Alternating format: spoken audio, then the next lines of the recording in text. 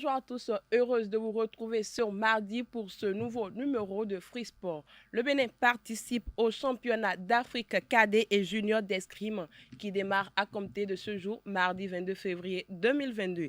Ils sont au total 4 escrimeurs, 3 garçons et une fille qui représentent le Bénin à cette édition des championnats d'Afrique à Lagos au Nigeria. Il s'agit de Tabé Moussoumine, Zobodo Ezekiel, Bovide Mlan, Christ et Neni Doria. Une vingtaine de pays prennent part également à ce rendez-vous statutaire de la Confédération africaine d'escrime qui connaîtra son épilogue le 28 février prochain.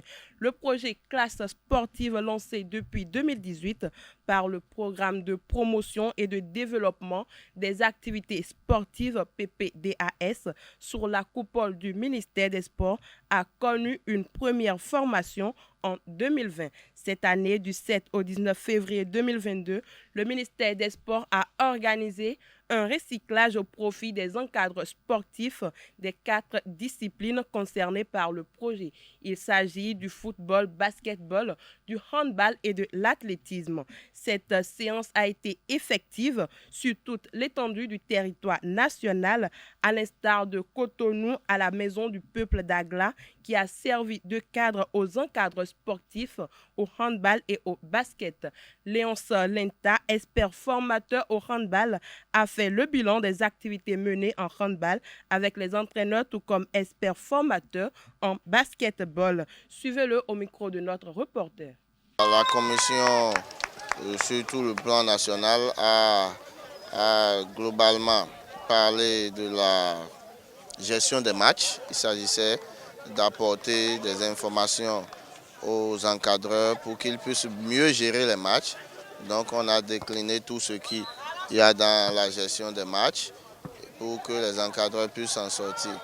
Ensuite, nous avons abordé la planification, comment planifier leur saison, comment planifier une période de compétition, une période de préparation.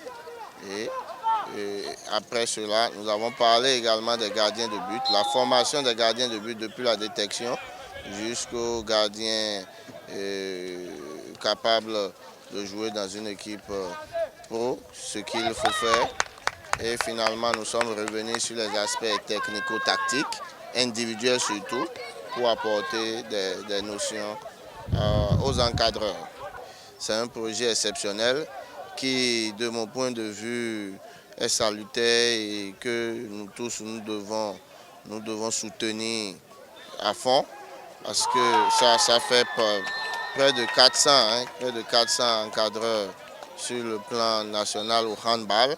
Vous imaginez, et cette formation, c'est une aubaine puisque le ministère a permis même à ceux qui ne sont pas sous contrat et qui avaient été formés déjà dans ce contexte qu'ils participent. Donc, je pense que ce projet, cette formation permettra forcément d'avoir des encadreurs beaucoup plus avertis, beaucoup plus pratiques, beaucoup plus minutieux dans les détails qui pourront permettre d'avoir une bonne formation de base qui est forcément bien pour la suite de la formation pour avoir des joueurs de haut niveau. Sur les parquets, pour finir, la Ligue professionnelle de basketball a connu sa 5e journée chez les hommes et sa 4e journée chez les dames le week-end écoulé. On démarre le point des résultats par les dames. Victoire d'Élan Coton sur AOL BBC 55-44. Énergie BBC a phagocyté Team BS sur le score sans appel de 129-7. Aspac BBC a étalé son hégémonie sur Renaissance BBC 80-35.